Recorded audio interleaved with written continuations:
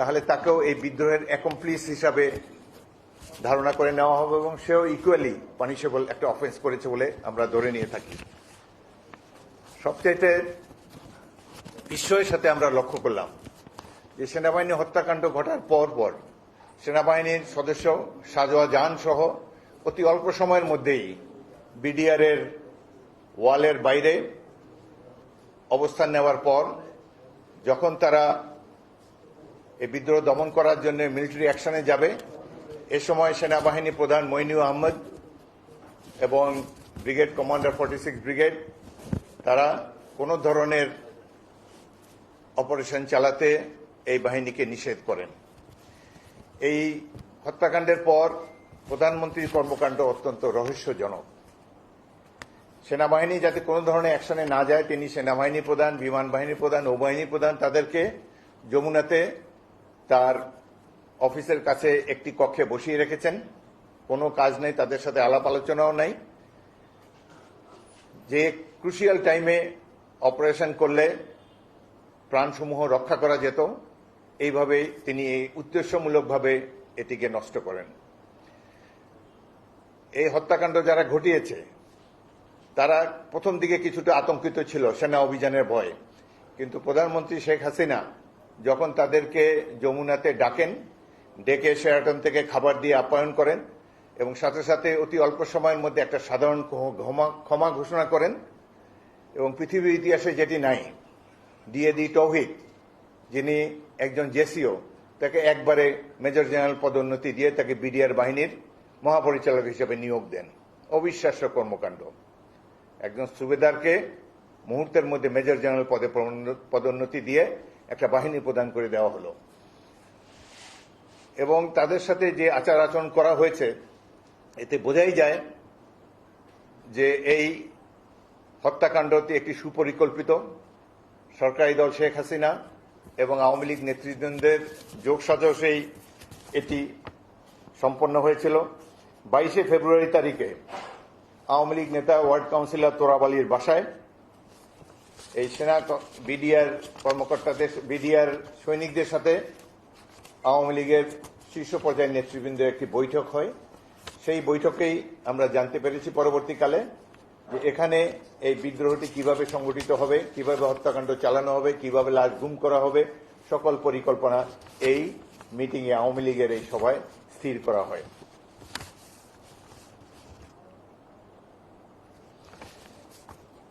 হত্যাকাণ্ড ঘটার পর কয়েকটা কমিশন করা হয়েছে। জাতীয় কমিশন জনাব আনিসুজ্জামানের নেতৃত্বে করা হয়েছে, ইনকোয়ারি কমিটি করা হয়েছে, কিন্তু সেটা কোনো কার্যক্রম দেখতে পাইনি। সেনাবাহিনীরও একটি কোর্ট অব ইনকোয়ারি করা হয়েছে, যার নেতৃত্বে ছিলেন বর্তমান স্বরাষ্ট্র উপদেষ্টা তখনকার লেফটেন্যান্ট জেনারেল জাহাঙ্গীর। তারা প্রায় 700 জন সংশ্লিষ্ট ব্যক্তিদের ইন্টারভিউ নিয়েছিলেন, কিন্তু গুরুত্বপূর্ণ ব্যক্তিরা যেমন শেখ হাসিনা এবং আওয়ামী লীগ নেতৃবৃন্দের বক্তব্য রাখার জন্য আহ্বান জানালেও তারা কোনো বক্তব্য দেননি, যার ফলে জেনারেল জাহাঙ্গীরের সাবমিট করা এই রিপোর্টটি এখনো অন্ধকারেই রয়ে গিয়েছে।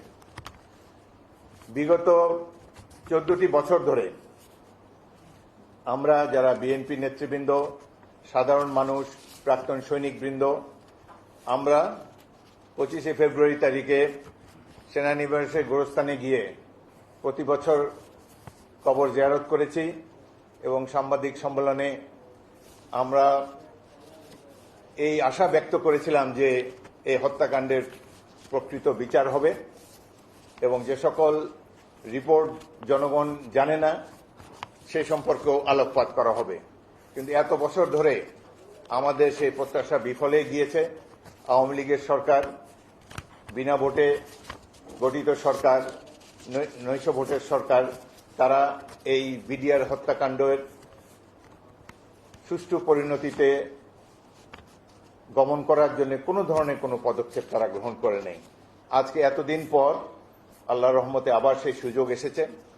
একটি নিরপেক্ষ অন্তর্বর্তীকালীন সরকার ছাত্র জনতার সমর্থন নিয়ে, আমাদের সকলের সমর্থন নিয়ে দায়িত্বে আছে। আমরা আশা করব এখন এতদিন যেটি অন্ধকারে রয়েছে সেগুলো আবার আলোর মুখ দেখবে।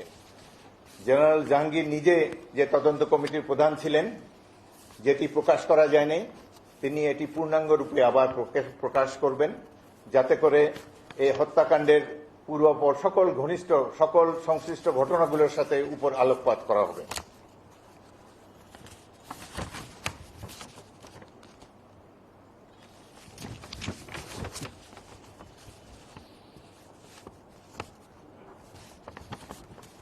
এই ঘটনায় জেনারেল মঈন তিনি অত্যন্ত দুর্বলতার পরিচয় দিয়েছেন। বোঝাই যাচ্ছে এই সেনাবাহিনী কমান্ড করার জন্য তিনি সম্পূর্ণভাবে অনুপযুক্ত এবং ব্যর্থ হয়েছেন। তার কোনো প্রয়োজন ছিল না প্রধানমন্ত্রীর কাছে গিয়ে তার কাছ থেকে নির্দেশ নেওয়ার।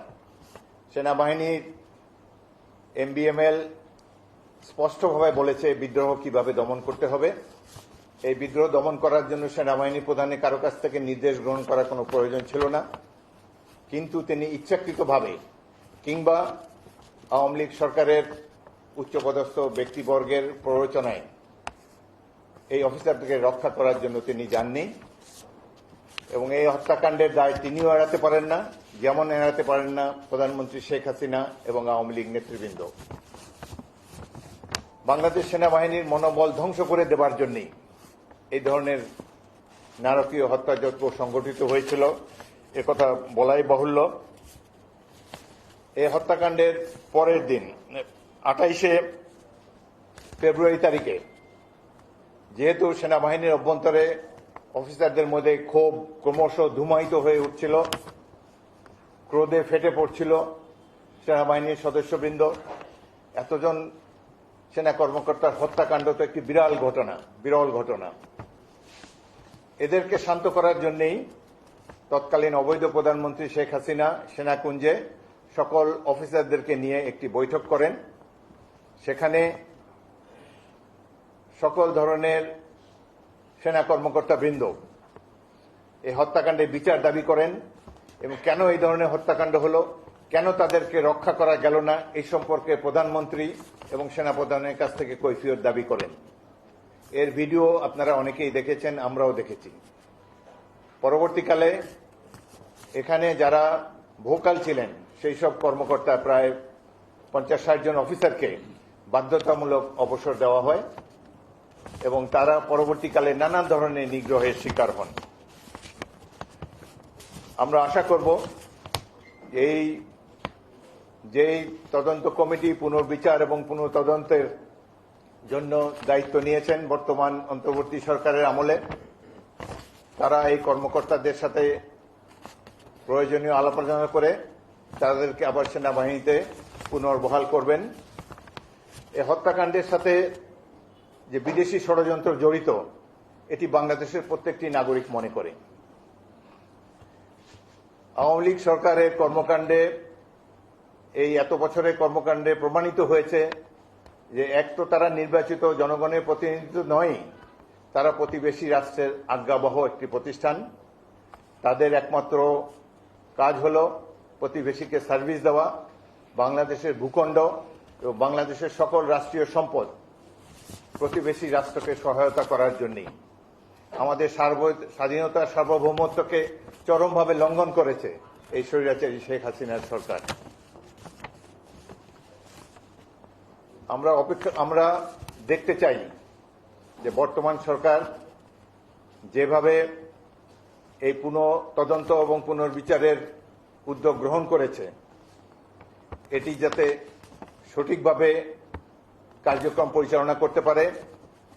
আমরা বিএনপির তরফ থেকে তাদেরকে সর্বতভাবে সাহায্য সহযোগিতা করব এবং অবহিত পরে যে সকল ঘটনার বিবরণ বা যেসব ব্যক্তিবর্গ যারা অত্যন্ত ভাইটাল উইটনেস ছিলেন এই ঘটনায়, তারা কেউ বিদেশে চলে গিয়েছেন, কেউ মৃত্যুবরণ করেছেন। এখানে আমাদের উপস্থিত ব্রিগেডিয়ার শামস, তিনি জেনারেল জাহাঙ্গীরের তদন্ত কমিটির একজন সদস্য ছিলেন। এই তদন্ত কমিটি যেহেতু আলোর মুখ দেখেনি এবং যথাযথভাবে কার্যক্রম পরিচালনা করতে পারেনি, তাদের একজন সদস্য এই কমিটি থেকে পদত্যাগ করে গিয়েছিলেন। অনেক অ্যানোমালি রয়েছে, কিন্তু যেহেতু এই ঘটনাটি হৃদয় বিদারক ঘটনা। বাংলাদেশের স্বাধীনতা সার্বভৌমত্বের লঙ্ঘন ঘটেছে এবং ভবিষ্যতেও সুদূর প্রসারী কার্যক্রম রয়েছে বাংলাদেশকে একটা পরনির্ভরশীল রাষ্ট্রে পরিণত করার জন্য, যাদের কোনো শক্তিশালী সেনাবাহিনী থাকবে না। সেই রহস্য উন্মোচিত হবে বলে আমরা দৃঢ়ভাবে বিশ্বাস করি। বাংলাদেশ সেনাবাহিনীর কর্মকাণ্ড দেখে মাঝে মাঝে আমরা অবাক হয়ে যাই। এমনভাবে শেখ হাসিনার নেতৃত্বে এই সেনাবাহিনী পরিচালিত হয়েছে, এটি যে একটি ট্র্যাডিশনাল সেনাবাহিনী বোঝার কোনো উপায় নাই। এই সেনাবাহিনীর জেনারেলরা বক্তব্য রাখেন মনে হয় ছাত্রলীগের নেতা বক্তব্য দিচ্ছেন।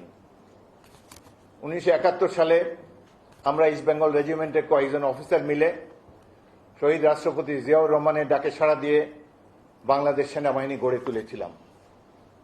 আমাদের সৃষ্ট এই সেনাবাহিনী জনগণের আশা-আকাঙ্ক্ষাকে ধারণ করেছিল, প্রত্যেকটি আন্দোলনের সংগ্রামে জনগণের সাথী হয়ে জনগণের আশা-আকাঙ্ক্ষার প্রতিফলন ঘটিয়েছিল। কিন্তু সেই সেনাবাহিনীকে ধ্বংস করার জন্যই প্রাথমিক পদক্ষেপ হল এই বিডিআর হত্যাকাণ্ড। তো আমরা আশা করব বর্তমান সরকার নির্মোহভাবে, নিরপেক্ষভাবে এই ঘটনার তদন্ত করবেন এবং পুনর্বিচারের কাজ দ্রুত শুরু করবেন। ইতিমধ্যে অনেক নিরীহ ব্যক্তিকে দণ্ডিত করা হয়েছে, অনেক দোষী ব্যক্তি শাস্তির আওতার বাইরে চলে গিয়েছে। যাই হোক, তবু আমরা সর্বশেষে ধন্যবাদ জানাচ্ছি বর্তমান সরকারকে যে তারা বিএনপির অনুরোধে এই ধরনের একটি গুরুত্বপূর্ণ ঘটনার রহস্য উন্মোচনের জন্য উদ্যোগ গ্রহণ করেছেন এবং এটি বাংলাদেশের ভবিষ্যৎ পথ পরিক্রমার জন্য অত্যন্ত জরুরি। যে বাংলাদেশের স্বাধীনতা সার্বভৌমত্ব ধ্বংস করার জন্য যে সকল দেশ এবং প্রতিষ্ঠান, যেসব রাজনৈতিক দল প্রতিবেশী রাষ্ট্রের দালাল হিসাবে অপকর্মে লিপ্ত ছিল, তাদের সকলের চেহারা উন্মোচিত হোক জনগণের স্বার্থে। আমরা একটা নতুন যাত্রা শুরু করতে চাই। আমরা ইতিমধ্যেই আমাদের দল থেকে বলা হয়েছে আমরা বর্তমান প্রফেসর ইউনূসের নেতৃত্বাধীন অন্তর্বর্তীকালীন সরকারকে সর্বত ধরনের সাহায্য সহযোগিতা করব। আমরা এটিও আশা করেছি যে যৌক্তিক সময়ের মধ্যে তিনি একটি নির্বাচন দিয়ে জনপ্রতিনিধিদের কাছে রাষ্ট্রীয় দায়িত্ব হস্তান্তর করবেন। তার আগে অতি অল্প সময়ের মধ্যে এই নারকীয় বিডিআর হত্যাকাণ্ডের আমরা একটা সুষ্ঠু পরিণতি দেখতে চাই, বিচার চাই, যাতে করে আমাদের যে ক্ষতিগ্রস্ত পরিবারসমূহ তারা যেন এ ব্যাপারে তাদের যাতে অন্তর শান্ত হয়।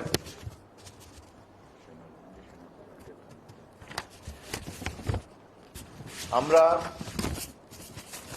আমাদের দলের পক্ষ থেকে এবং সাধারণ নাগরিকেরাও বর্তমান সামরিক বাহিনীর কর্মকাণ্ডের প্রতি তীব্র ক্লোজ মনিটরিং করছি এবং এখন পর্যন্ত যেসব কর্মকাণ্ড পরিচালিত হয়েছে এবং বিশেষ করে শেখ হাসিনাকে শেষ মুহূর্তে দ্রুত সরকার থেকে বাইরে নিক্ষেপ করার জন্য এবং ছাত্র জনতার বিপ্লবে পূর্ণাঙ্গ সহায়তা করার জন্য বাংলাদেশের বর্তমান সেনাবাহিনী প্রধান এবং বাংলাদেশ সেনাবাহিনী এবং সামরিক বাহিনীর সকল সদস্যদেরকে আমরা আন্তরিক ধন্যবাদ জানাচ্ছি।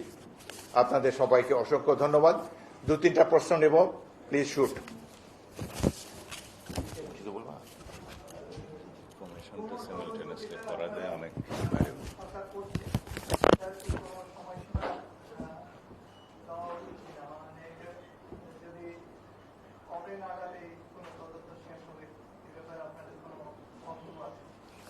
আমরা প্রয়োজনীয় সময় দিতে চাই এই তদন্ত কমিটিকে। আমরা আশা করি দ্রুত তারা তদন্ত কাজ এবং বিচার কাজ সম্পন্ন করবেন। এটা সময়সীমা দেওয়া অত্যন্ত মুশকিল।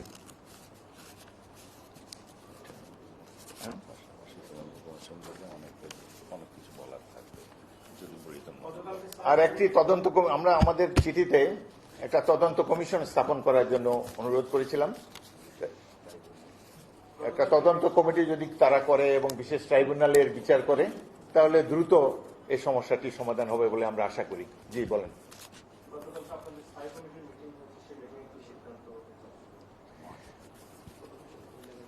সেই আমরা সবাই মাত্র একটি চিঠি দিয়েছি সরকারকে। সেই চিঠির পরিপ্রেক্ষিতে স্বরাষ্ট্র মন্ত্রণালয় থেকে উদ্যোগ নেওয়া হয়েছে। সুতরাং পরবর্তী কার্যক্রম আপনারা অপেক্ষা করুন, এবং যেহেতু মহাসচিবের নেতৃত্বে একটি কমিটি সেখানে গিয়ে প্রয়োজনে অনুরোধ করেছে, আমরা সন্তুষ্ট যে তারা দ্রুত এই ব্যাপারে অগ্রসর হয়েছেন। বাকিটা as the situation unveils you will see. আজকে এই বিষয়টা আমার মনে হয় এখানেই থাক, এটা জাতির জন্য অনেক গুরুত্বপূর্ণ বিষয়। আমরা যে তদন্ত কমিশনের জন্য অনুরোধ করেছিলাম, যদি সরকার মনে করে যে এখন যে তদন্ত, পুনঃতদন্ত এবং পুনঃবিচারের জন্য একটা ব্যবস্থা হচ্ছে, সুষ্ঠু বিচারের, তার পাশাপাশি যদি সরকার মনে করে যে একটা কমিশন গঠন করবেন, সেই কমিশন হয়তো অনেকের অনেক কিছু বলার থাকবে যেগুলো আগে বলতে পারেনি।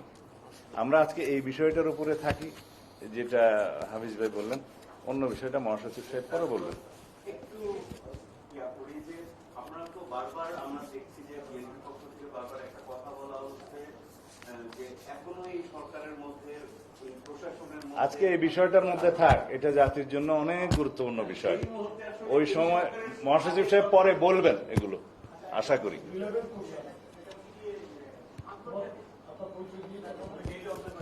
জি বলেন। এই বিষয়ের বাইরে গেলে এটা বুঝতে পারবে না। এটি বর্তমান সরকারের উপর আমরা ছেড়ে দিতে চাই। আপনাদের সবাইকে ধন্যবাদ।